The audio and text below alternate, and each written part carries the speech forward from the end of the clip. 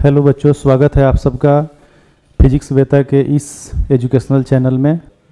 आइए बिना देरी किए हम लोग एक एक क्वेश्चन को कवर करते हैं जो एग्जाम के दृष्टिकोण से अति महत्वपूर्ण है। बिंदु 6,8 की मूल बिंदु से दूरी, तो मूल बिंदु से जैसे ही दूरी पूछेगा तो हमारा फार्मूला क्या होगा, x square plus y square होगा, है ना। तो 6 का स्क्वायर प्लस 8 का स्क्वायर, 6 का स्क्वायर कितना हो गया 36 और 8 का स्क्वायर हो गया 64, तो कितना हो गया 100, 100 का वर्गमूल 10 हो गया। ऑप्शन नंबर सी सही हो गया। नेक्स्ट, बिंदु इतना इतना इतना से बने त्रिभुज का केंद्रक, है ना। तो केंद्रक का निर्देशांक क्या होता है, केंद्रक का निर्देशांक होता है x1 plus x2 plus x3/3 comma y1 plus y2 plus y3/3। तो इस फार्मूला पर हम लोग बनाएंगे। तो तीनों का भुज जोड़ दिया जाए तो 4 4 4 कितना हो गया 12, तो 12/3 हो गया।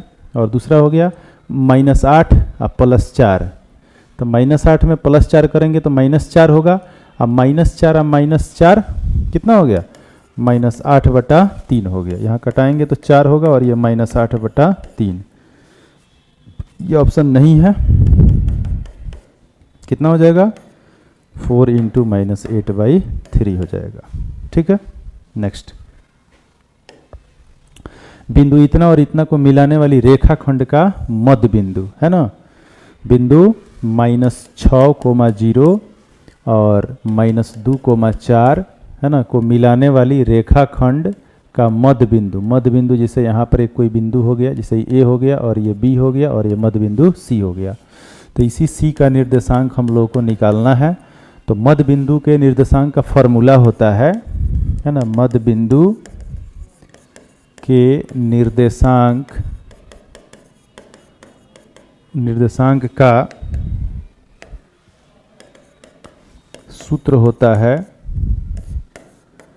x1 plus x2/2 coma y1 plus y2/2, यानी भुज का योग और कोटि का योग। तो भुज यहाँ पर कितना -6 और यहाँ पर है -2/2 करेंगे। और फिर कोटि को तो 0 + 4/2 करेंगे। तो मान यहाँ पर हो जाएगा -8/2 और यहाँ पर हो जाएगा 4/2, तो 2 होगा। 2 चौका 8 -4 हुआ यहाँ पर और यहाँ 2, तो -4,2 ऑप्शन नंबर ए सही होगा। कार्तीय तल में स्थित किसी बिंदु इतना के कोटि का मान क्या होगा। कोटि का मान, कोटि का मतलब क्या हुआ, कोटि का मान का मतलब क्या हुआ, कोटि का मान का मतलब हुआ y का मान, है ना। और भुज के मान का मतलब हुआ x का मान। भुज के मान का मतलब किसका मान, x का मान, और कोटि के मान का मतलब y का मान। तो जो बिंदु दिया हुआ है 6,2, तो निर्देशांक में पहला मान x का मान होता है, दूसरा मान y का मान होता है। तो यही y का मान हमारा कोटि का मान हो जाएगा, क्योंकि हमें कोटि का मान बताना है। तो कोटि का मान कितना हो गया 2 हो गया, ऑप्शन नंबर बी। अब आइए त्रिकोणमिति से रिलेटेड प्रश्न है। tan 30 और cot 60 का मान क्या होगा। तो tan 30 का मान 1/√3 होता है और cot 60 का मान क्या होता है, आप लोग बताइए। tan 60 का मान होता है √3, तो tan 60 का अपोजिट हो जाता है cos 60, तो cos 60 का मान 1/√3 हो जाएगा। तो यहाँ भी 1/√3 हो गया। अब 1/√3 कोगो 1/√3, तो 2/√3, यानी ऑप्शन नंबर सी सही हो जाएगा। बट्टा का जोड़ कीजिएगा तो उतना आएगा। अगला है sin square 60 plus cos 60, square नहीं है, sin 60 प्लस cos 60। तो sin 60 का मान √3/2 और cos 60 का मान 1/2, 2 का लघुत्तम 2 होगा, तो √3 + 1 हो जाएगा। ऑप्शन नंबर बी सही होगा। sin square 30 plus cos square 30, ये तो सर्वसमीका है, आंसर क्या होगा 1 होगा, क्योंकि sin square theta plus cos square theta का मान किसके बराबर होता है, 1 के बराबर होता है। नेक्स्ट, tan 45 का मान 1 होता है, cot 45 का मान 1 होता है, 1 में 1 जाएगा 0 हो जाएगा। डी नंबर ऑप्शन सही है। sin 90 - थीटा क्या होता है, cos थीटा होता है, पूरक वाला है ना, पूरक वाला याद कर लीजिए। sin 90 - थीटा बराबर cos थीटा, cos 90 - थीटा बराबर sin थीटा, tan 90 - थीटा बराबर cot थीटा, cot 90 - थीटा बराबर tan थीटा, और sec 90 - थीटा बराबर cosec थीटा, और कोसेक 90 माइनस थीटा बराबर सेक थीटा, है ना। तो sine 90 minus theta cos theta के बराबर हो जाएगा, ऑप्शन नंबर ए सही हो जाएगा। नेक्स्ट, टेन 90 माइनस थीटा क्या होगा, अभी बताया है कॉट थीटा होगा, और नीचे भी है कॉट थीटा, नीचे भी है कॉट थीटा, तो कॉट थीटा कट गया, आंसर 1 आ गया, बी सही है। साइन 30 का मान क्या होता है, 1/2 होता है, ये तो कंप्लीमेंट पर भी बन जाएगा बड़ी आसानी से।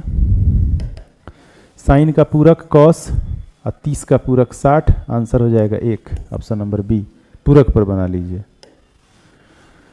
टेन 45 और साइन 30, टेन 45 का मान 1 और साइन 30 का मान 1/2, तो 2 एकम 2 और जोड़ देंगे 1, तो 3/2 हो जाएगा, ऑप्शन नंबर बी।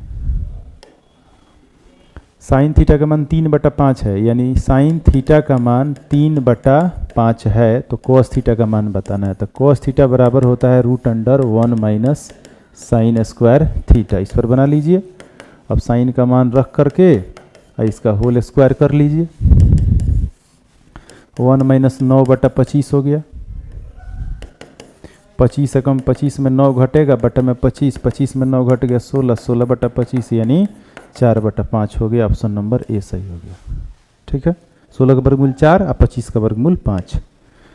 मीनार की उन्नयन कोण पाद बिंदु से 21 मीटर की दूरी पर 45 डिग्री है। देखिए ये मीनार हो गया, इसका उन्नयन कोण यहाँ बनेगा, ये क्षैतिज स्तर हो गया आपका। उन्नयन कोण पाद से 21 मीटर की दूरी पर है ना, मीनार का उन्नयन कोण जो है ना वो पाद से 21 मीटर की दूरी पर है, उन्नयन कोण ये वाला है ना।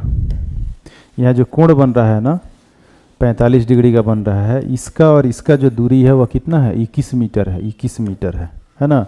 तो पूछा जा रहा है कि ऊंचाई क्या होगा, तो जब भी यहाँ पर ऊंचाई और आधार दिया हुआ हो और थीटा का मान जब 45 हो, है ना, 45 हो, तो इसका मान ये दोनों बराबर ही होता है। अब देख लीजिए, निकाल कर भी देख सकते हैं।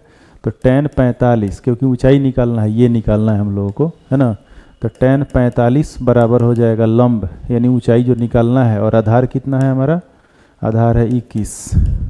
tan 45 का मान 1 होता है, क्रॉस मल्टीप्लाई कर देंगे तो वाट की जगह पर 21 से कम 21 आ जाएगा। 45 हो तो जितना यहाँ मान होगा उतना ही यहाँ मान होगा, इसीलिए 21, ए नंबर ऑप्शन सही है। यदि किसी उदग्र खंभे की ऊंचाई उसकी भूमि की क्षय की लंबाई के बराबर हो तो कोण क्या होगा, अभी बताया है ना। ऊंचाई और ये दोनों जब मान बराबर होगा तो थीटा का मान एकदम आंख मूंद करके कितना 45 डिग्री, जब दोनों बराबर हो तो। छड़ की लंबाई और छाया का अनुपात, छड़ की लंबाई और छाया का अनुपात कितना दिया है, √3:1 दिया है। तो पूछ रहा है कि बताइए ये थीटा का मान क्या होगा। तो लंब और आधार का मामला है तो tan से चलेंगे, तो tan थीटा बराबर होता है क्या चीज़, b/h। तो b का मान कितना है, b/h नहीं, p/b, है ना। tan थीटा बराबर होता है p/b। तो tan थीटा बराबर हो गया, अब p का मान √3 है और b का मान 1 है, तो √3 ये रहेगा। तो tan थीटा बराबर, अब tan में कितना का मान √3 होता है, tan में कितना का मान √3 होता है, तो tan में 60 का मान होता है √3, तो tan से tan कट जाएगा और थीटा का मान हो जाएगा 60 डिग्री, ऑप्शन नंबर ए सही हो जाएगा। इसका मान पूछा जा रहा है, तो सेक 60 का मान क्या होता है, साइन 60 का मान क्या होता है, कॉस 60 का मान क्या होता है, कॉस 60 का मान क्या होता है बताया जाए। कॉस 60 का मान 1/2 होता है, तो सेक 60 का मान कितना हो जाएगा, 2 हो जाएगा। तो यहाँ 2 लिख दीजिए, और tan 45 का मान 1, 2 में से 1 घटेगा 1 होगा, ऑप्शन बी सही होगा। अगला है साइन 30 का मान कितना होता है, 1/2। कॉस 30 का मान कितना होता है, √3/2 का होल स्क्वायर कर देना है। 2 का एलसीएम 2 ही हुआ, ऊपर 1 प्लस √3 का होल स्क्वायर हुआ, और नीचे भी 2 का लघुत्तम 2 ही हुआ, तो इसका भी होल स्क्वायर कर देते हैं, है ना। यहीं पर हम a² + b² का फार्मूला लगाते हैं, a + b का होल स्क्वायर का फार्मूला यहीं पर लगाते हैं। जैसे साइन 30 है और फिर यहाँ पर कॉस 30 है का होल स्क्वायर, तो a² तो साइन स्क्वायर 30 प्लस b² तो cos square 30 plus 2 into a तो साइन 30 इंटू b तो कॉस 30। तो इसका मान तो हो गया 1, 2 इंटू इसका मान 1/2 और उसका मान √3/2, तो 1 प्लस ये 2 से 2 अगर कटाइयो दे रहे हैं तो √3/2 तो बच ही रहा है। तो 2 यहाँ पर हो गया 2 + √3, यही होगा 2 + √3/2, ये ऑप्शन होगा। जो ऑप्शन में नहीं है तो हम मानेंगे ई नंबर ऑप्शन यहाँ दे देते हैं 2 + √3/2, ये वाला ऑप्शन आपका सही ऑप्शन होगा। ठीक है, आइए 69 में साइन 0 का मान क्या होता है, 0 हो गया। ये हो गया आपका cos 90, तो इसका भी मान 0 हो गया है ना, 0 हो गया पूरा, ऑप्शन ए सही इसका हो जाएगा। साइन 30 का मान 1/2 हो गया। यहाँ पर tan 45 है तो 1 हो जाएगा, और यहाँ पर cos 60 का मान 1/2 हो जाएगा। अब देख लेते हैं, ये कट गया 1 आ गया, ऑप्शन बी सही है। यहाँ पर है tan θ = 1 है तो sin square theta plus cos square theta का मान क्या होगा। तो देखिए जब थीटा का मान सेम रखिएगा तो इसका आंसर तो 1 आना ही है, बी नंबर ऑप्शन सही हो जाएगा। यहाँ पर हम इसको हटा देते हैं, यहाँ से देखिए sin square theta plus cos square theta का मान क्या होगा, तो 1 होगा।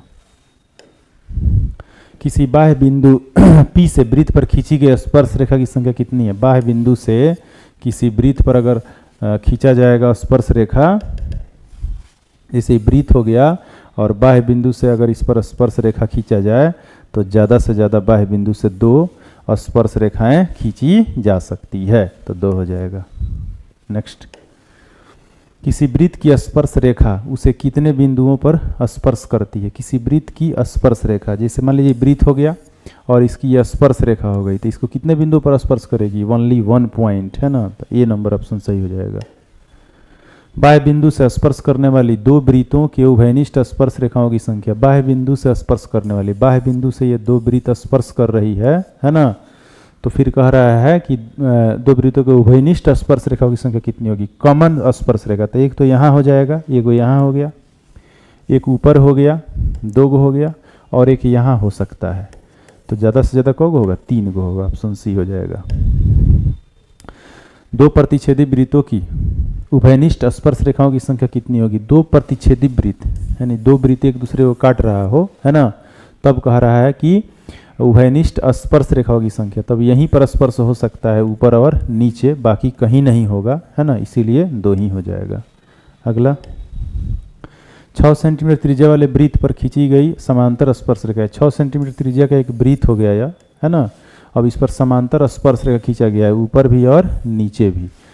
तो खींची गई समांतर स्पर्श रेखाओं के बीच की दूरी ज्ञात करना है, तो इसकी और इसकी बीच की दूरी, तो इसका समांतर स्पर्श रेखा से जब खींचा जा रहा है तो ये स्पर्श बिंदु से केंद्र से होकर के जब जाएगा, है ना, अब पहले से इसकी त्रिज्या 6 सेंटीमीटर, तो 6 ये हुआ और 6 ये हुआ, तो दोनों मिलकर के कितना हो गया, 12 सेंटीमीटर हो गया, ऑप्शन नंबर बी हो जाएगा, है ना। ये व्यास का रूप ले रहा है। किसी वृत्त की 2 समांतर स्पर्श रेखाओं के बीच की दूरी 10 है, तो वृत्त की त्रिज्या क्या है। देखिए एक वृत्त हो गया, 2 समांतर स्पर्श रेखा यहाँ हो गया, अब इसके बीच की दूरी बता रहा है कितना, 10, तो ये 10 जब हो गया तो ये व्यास के सिरे में खींचा गया है, तो त्रिज्या आधा हो जाएगा, 5 हो जाएगा, ऑप्शन बी सही हो जाएगा। नेक्स्ट, किसी वृत्त की स्पर्श रेखा और त्रिज्या के बीच का कोण 90 डिग्री होता है। वृत्त हो गया, ये स्पर्श रेखा हो गया, हाई त्रिज्या हो गया, तो इसके बीच कितना डिग्री का कोण बनता है, 90 डिग्री का बनता है, ठीक है ना। अगला, नेक्स्ट, बाह्य बिंदु से वृत्त पर खींची गई स्पर्श रेखा की लंबाइयां बराबर होती है। बाह्य बिंदु से अगर वृत्त पर स्पर्श रेखा की रचना हो रही है ना, तो ये दोनों स्पर्श रेखा क्या होगा, आपस में बराबर होगा, याद रखिएगा, तो यहाँ पर समान होगा। आर त्रिज्या है वाले वृत्त के उस त्रिज्या खंड का क्षेत्रफल क्या होगा जिसका थीटा कोण है, तो फॉर्मूला ही है, तो एरिया ऑफ त्रिज्या खंड क्या होता है, एरिया ऑफ त्रिज्या खंड क्या होता है, θ/360 degree into pi R square, θ/360 into pi R square. बड़ा आर है तो बड़ा आर लेंगे, और थीटा है थीटा, यानी डी नंबर ऑप्शन सही हो गया। यहाँ पर है त्रिभुज एबीसी में, एक त्रिभुज एबीसी है, ध्यान दीजिएगा, ये त्रिभुज एबीसी हो गया, इसमें डी समानांतर है बीसी के, तो यहाँ पर एबीसी दे देते हैं, और इसमें एक डी है जो समानांतर है किसके, बीसी के, है ना, और एडी अनुपात डीबी, इसका एडी और डीबी का अनुपात 1/2 है, मतलब ये 1 है तो ये 2 है, 1:2 है, तो ए बी और ए डी, फिर वही चीज़ पूछा जा रहा है, नहीं यहाँ पर ए बी नहीं होगा, यहाँ ए ई होगा, और यहाँ ए डी नहीं होगा, यहाँ ई सी निकालना होगा, इसी की लंबाई, ठीक है ना। तो ये दे दिया 3.15 और ये हम लोग को निकालना है। तो थेल्स पर में क्या होता है, थेल्स पर में या बीपीटी, है ना, थेल्स पर में या बीपीटी क्या होता है, एडी बटा डीबी बराबर होता है एई बटा ईसी के। ठीक है, अब इस पर मान हम बैठा देंगे। तो यहाँ 1 है, यहाँ 2 है और इसका मान 3.15 है और बटा में यहाँ निकालना है। ईसी हम लोगों को क्या करना है, निकालना है। क्रॉस मल्टीप्लाई करेंगे तो ईसी में 1 से तो 1 हुआ और 2 से जब इसमें गुना करेंगे तो 6.30 हो जाएगा, है ना। तो ईसी का मान कितना हो जाएगा, 6.3 2 से गुना करेंगे तो कितना होगा, 6.30 नहीं 6.3 होगा, जो ऑप्शन में नहीं है। यहाँ ई नंबर ऑप्शन बना देते हैं हम, कितना 6.3 सेंटीमीटर। याद रखिएगा, जब किसी त्रिभुज में उसके थेल्स पर में क्या होता है कि एक त्रिभुज में है ना, किसी एक भुजा के समांतर खींची गई रेखा अन्य दो भुजाओं को समान अनुपात में विभाजित करती है, ठीक है ना। तो AD बटा DB जब इधर दिया है तो फिर यहाँ AB वाला मान कहाँ से आ जाएगा, फिर AB वाला मान कहाँ से आ जाएगा और फिर AD वाला मान। इसीलिए ये आंसर क्या होगा इसका, 6.3 होगा। ठीक है, चलिए नेक्स्ट पर चलते हैं। दो समरूप त्रिभुज के क्षेत्रफल का अनुपात इतना है तो उनकी संगत भुजाओं का अनुपात क्या होगा। संगत भुजा का अनुपात निकालने के लिए क्षेत्रफलवा को क्या कीजिए, रूट अंडर कर दीजिए, हो जाएगा 11/13 हो गया, यानी 11:13। जब भी आपको संगत भुजा का अनुपात निकालना हो और क्षेत्रफल का अनुपात दिया हो तो क्या करेंगे हम, तो क्षेत्रफल को हम क्या करेंगे जी, जब संगत भुजा का अनुपात निकालना होगा तो क्षेत्रफल को क्या करेंगे, तो रूट अंडर कर देंगे, आंसर आ जाएगा। नेक्स्ट देखिए, दो समरूप त्रिभुज के क्षेत्रफल का अनुपात दे दिया है, अब फिर निकालना है संगत भुजाओं का अनुपात। तो यहाँ भी वही काम करना है, संगत भुजा का अनुपात निकालना हो, है ना, तो फिर वही काम होगा, रूट अंडर 289/121। तो ऊपर हो गया 17, नीचे हो गया 11, तो 17:11, ये नंबर ऑप्शन सही हो गया। चलिए नेक्स्ट है, दो समरूप त्रिभुज के क्षेत्रफल का अनुपात दिया है, संगत माध्यिका का अनुपात निकालना हो तब भी वही फार्मूला लगेगा, है ना। माध्यिका का अनुपात निकालना हो तब भी वही फार्मूला लगेगा, क्षेत्रफल का अनुपात का रूट अंडर कर दीजिए, आंसर आ जाएगा। ठीक है, तो 11:8 हो गया, क्या हो गया, 11:8 हो गया, 11:8, ऑप्शन नंबर ए सही हो गया। नेक्स्ट, दो भिन्न त्रिज्याओं वाले वृत्त हमेशा क्या होते हैं, देखिए माप कुछ भी हो, है ना, आकार सेम होना चाहिए, माप कुछ भी हो आकार क्या होना चाहिए, सेम होना चाहिए, ठीक है ना। वो कौन कौन सा कंडीशन है, तो दो गो वर्ग अगर ले लेते हैं, बड़ा या छोटा, है ना, दो गो वर्ग ले लेते हैं, दो गो आप समबाहु त्रिभुज ले लेते हैं, छोटा लीजिए चाहे बड़ा लीजिए, दो गो वृत्त ले लेते हैं, छोटा लीजिए या बड़ा लीजिए, ये सब समरूप कहलाता है, ये सब क्या कहलाता है, समरूप कहलाता है। ठीक है, तो यहाँ पर समरूप हो जाएगा। नेक्स्ट, 3 सेंटीमीटर त्रिज्या वाले गोले का आयतन निकालना है। गोले का आयतन क्या होता है, 4/3 पाई आर क्यूब। गोला का आयतन क्या होता है, 4/3 पाई आर क्यूब। तो 4/3 पाई का पाई ही रहने दीजिए, क्योंकि यहाँ पर ऑप्शन में देखिए पाई में आंसर देना है। आर का मान, तो आर का मान 3 है, तो 3 × 3 × 3, क्योंकि आर क्यूब है, तो एगो से एगो कटा दीजिए और बाकी शेष अंकों का मल्टीप्लाई करा दीजिए। 4 × 3 = 12, 12 × 3 = 36 पाई आंसर हो गया इसका। अब 36 पाई यही होगा, ए नंबर ऑप्शन सही होगा। नेक्स्ट, एक ठोस अर्धगोला है, एक ठोस अर्धगोला है, एक ठोस अर्धगोला है ना, एक ठोस अर्धगोला है जिसकी त्रिज्या आर है, जिसकी त्रिज्या क्या है, तो आर है ना। तो कुल पृष्ठीय क्षेत्रफल निकालना है। तो कुल पृष्ठीय क्षेत्रफल का मतलब क्या हुआ, अर्धगोले का वक्र पृष्ठीय क्षेत्रफल जो CA से होता है वह होता है 2πr²। और कुल पृष्ठीय क्षेत्रफल का मतलब वो इसको भी ढक्कन लगा देना है। तो ये वृत्ताकार सिरा है, तो वृत्त का क्षेत्रफल एक और ऐड कर दीजिए, तो क्या हो जाएगा, 3πr² हो जाएगा, 3πr² हो जाएगा, सी नंबर ऑप्शन। एक अर्धगोले का आयतन दे दिया है, एक अर्धगोले का आयतन, अर्धगोले का है ना, आयतन कितना दिया है, 19,404 सेंटीमीटर क्यूब दिया है। तो इसका कुल पृष्ठीय क्षेत्रफल निकालना है। तो जब त्रिज्या निकलेगा तब है ना, तो अर्धगोले का आयतन क्या होता है 2/3 पाई आर क्यूब होता है। और यहाँ पर जो मान है वो लिखिए। अब यहाँ पर r का मान हमें निकालना है, तो 2/3 यहाँ पर अगर 22/7 लेते हैं, ये r क्यूब हो गया, यहाँ पर 19,404 तो है ही। अब इसको कटाएंगे उधर ले जा करके, क्योंकि r क्यूब यहाँ रहेगा, बाकी सब उधर जाएगा। तो 19,404 गुने जो नीचे है वो ऊपर जाएगा और जो ऊपर है वो नीचे आएगा। अब उसको हम लोग यहाँ पर देख लेंगे।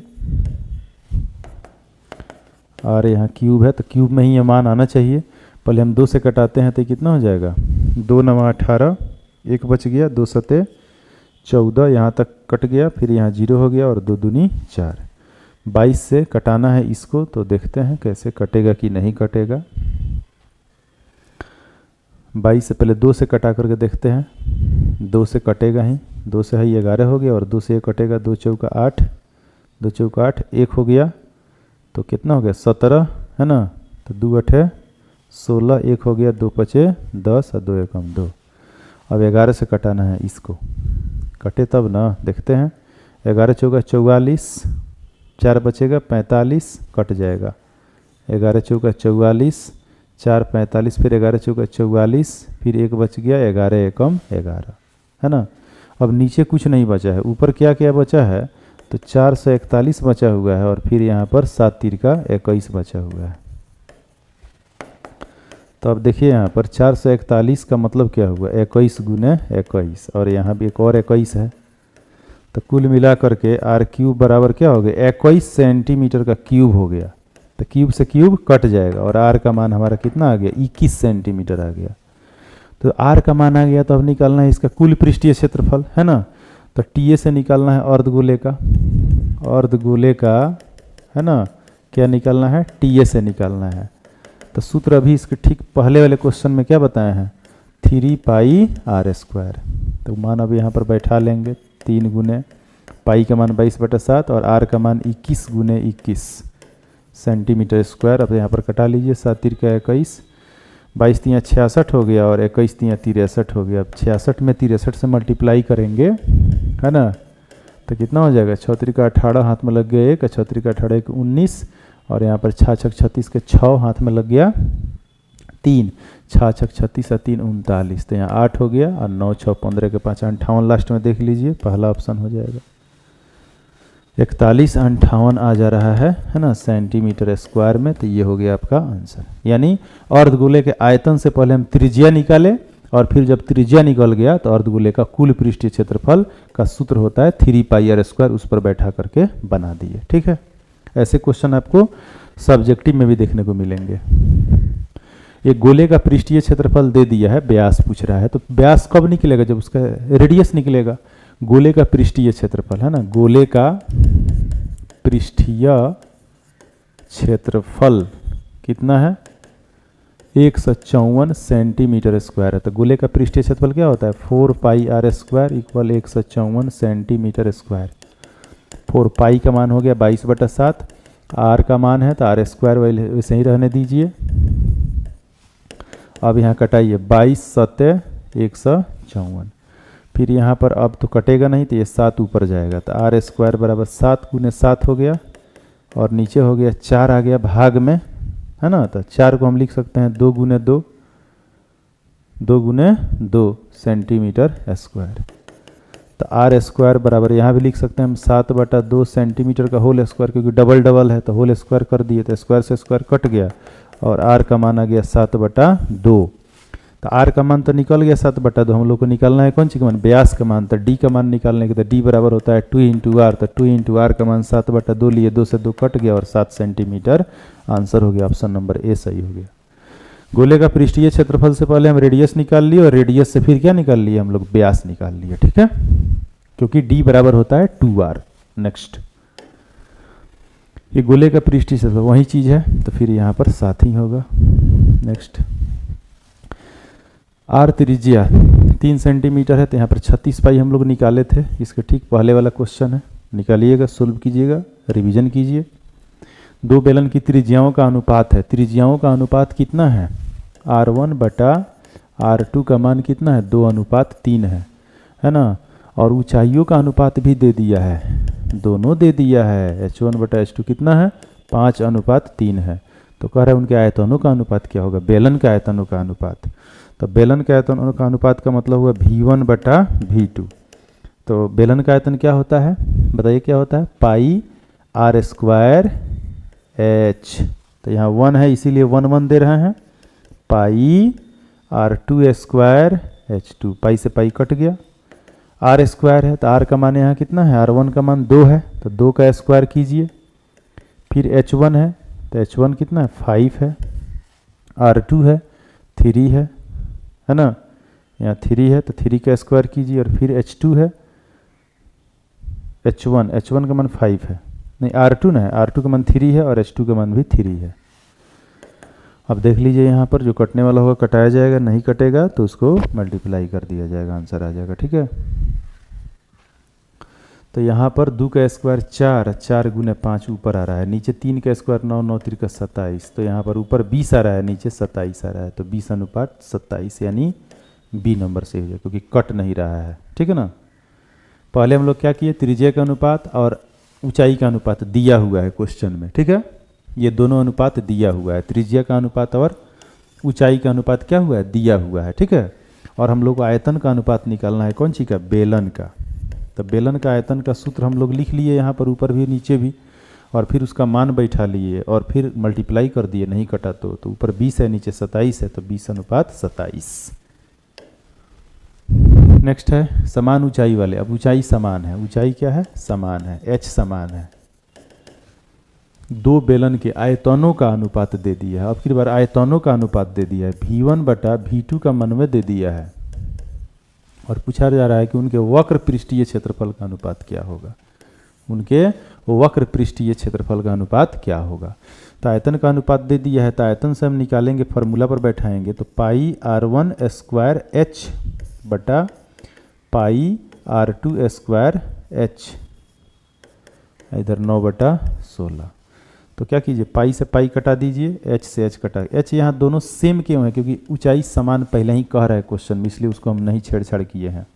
अब यहाँ पर स्क्वायर दोनों में है ना, r1 का स्क्वायर बटा r2 का स्क्वायर। तो यहाँ कितना आ रहा है 9/16। स्क्वायर हटेगा तो इधर आके क्या करेगा, रूट करेगा।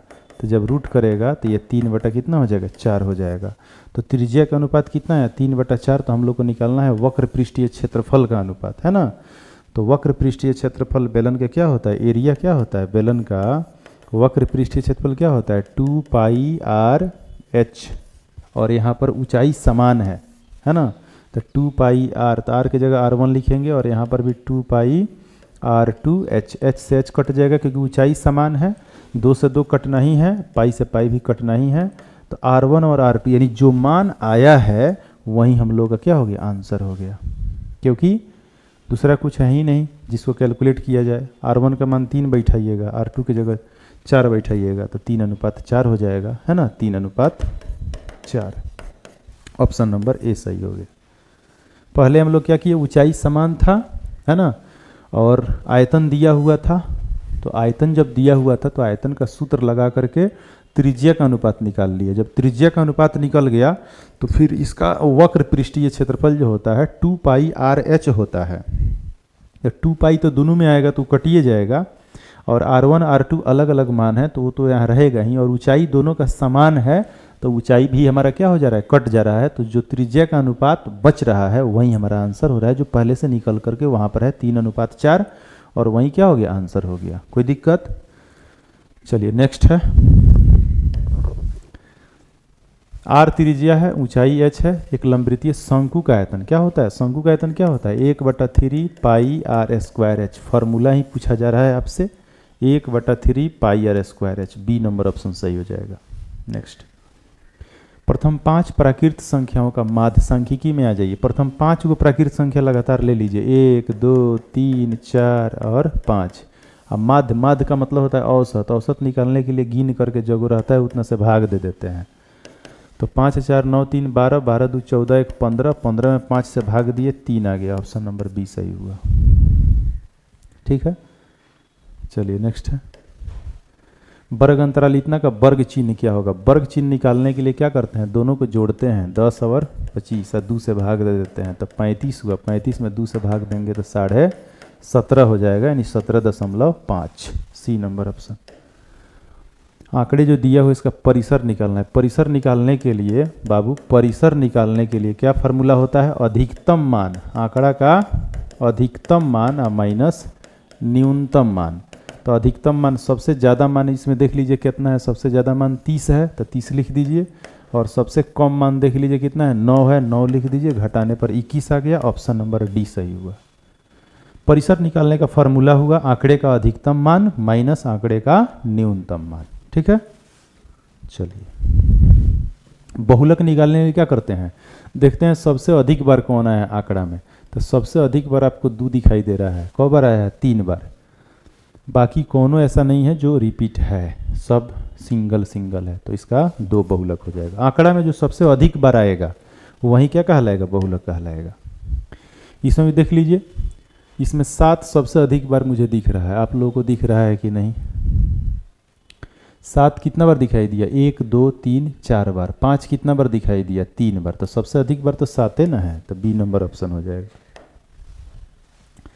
इसमें भी देख लीजिए, 3 4 7 2, सबसे अधिक बार कौन आया? बहुलक निकालना है ना, तो सबसे अधिक बार तो 7 दिख रहा है जी, 3 बार दिख रहा है, बाकी सब कम कम बार है। सबसे अधिक बार 7 है तो 7 हो जाएगा।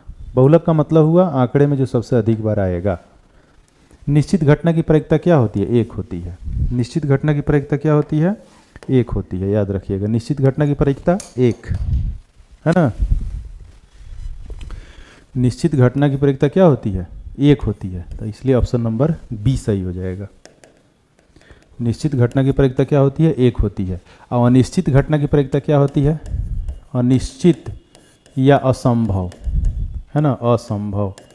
अनिश्चित या असंभव घटना की प्रायिकता 0 होता है, और निश्चित या संभव घटना की प्रायिकता क्या होता है? 1 होता है, तो इसीलिए यहाँ पर 1 होगा।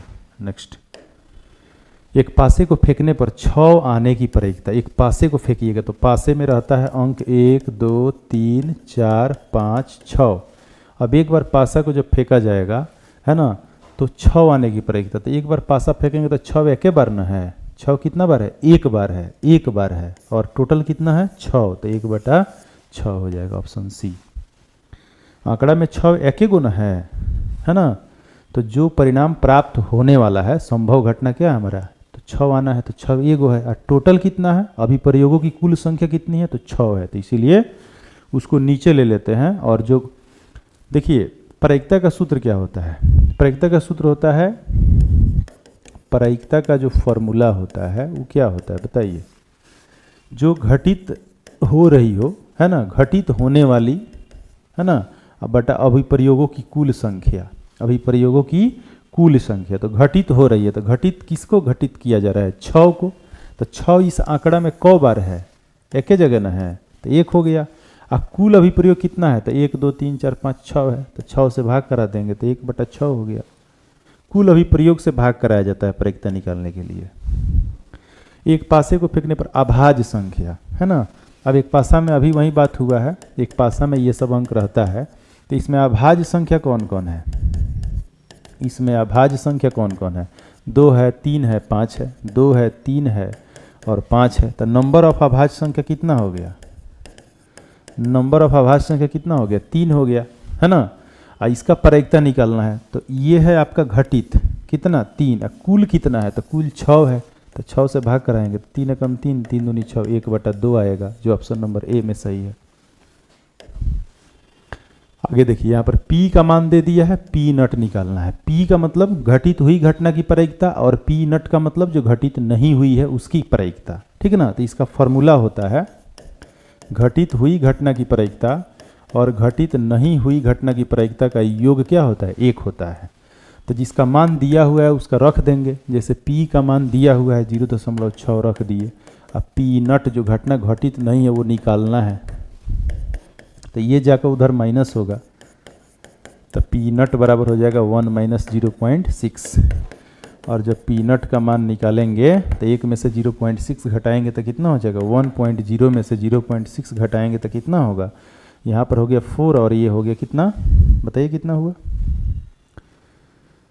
कितना हुआ, 0.4 हुआ। ऑप्शन नंबर ए सही हो गया। ठीक है, 0.4, 0. कितना होगा, 4 हुआ।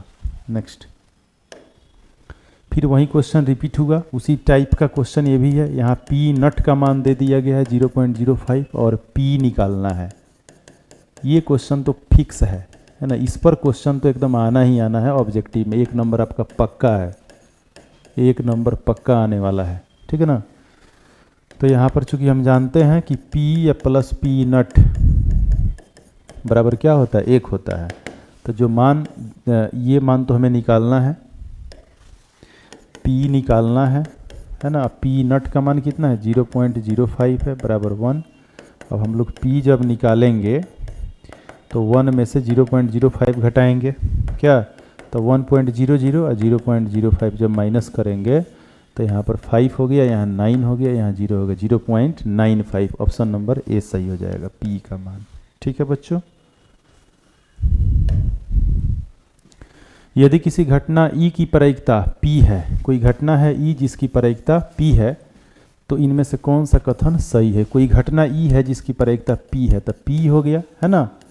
तो प्रायिकता संभव है ना, प्रायिकता जो है ना PE है ना, वह कब संभव होता है, तो जिसका मान 0 से बड़ा या बराबर हो और 1 या 1 से छोटा हो। यानी प्रायिकता तभी संभव है जब वह 0 या 0 से बड़ा हो या 1 या 1 से छोटा हो। याद रखना, अगर 0 से छोटा कोई मान है निगेटिव है ना, तो वो प्रायिकता नहीं हो सकती। 1 से कोई बड़ा मान है ना, 1 से बड़ा कोई मान है, 1.00001 भी नहीं होगा, ये भी प्रायिकता नहीं होगा। तो इधर है बाउंड्री लाइन 1 और इधर है बाउंड्री लाइन 0, निगेटिव नहीं होगा, 1 से बड़ा नहीं होगा। तो इसीलिए ऑप्शन नंबर हमारा डी सही हो रहा है।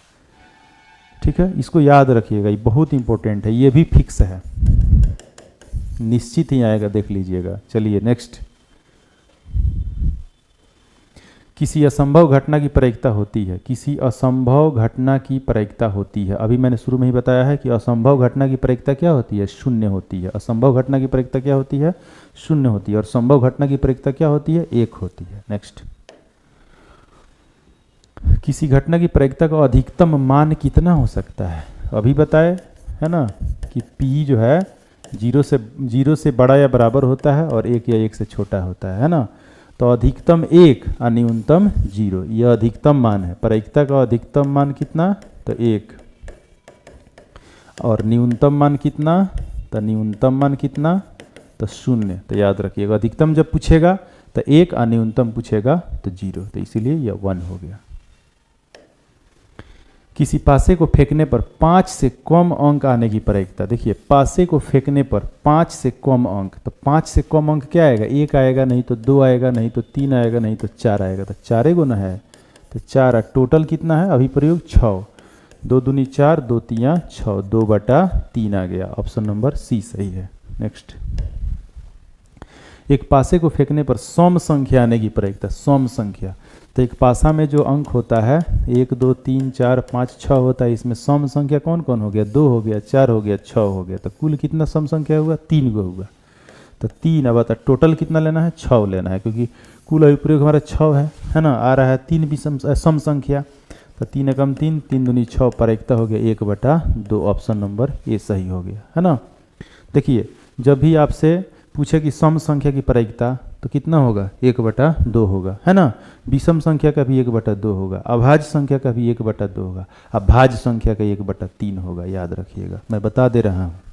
भाज्य संख्या 1 2 3 4 5 6, तो भाज्य संख्या 2 गुना है, तो जब 2 गो है तो 2 में जब 6 से भाग होगा तो 1/3 आएगा है ना।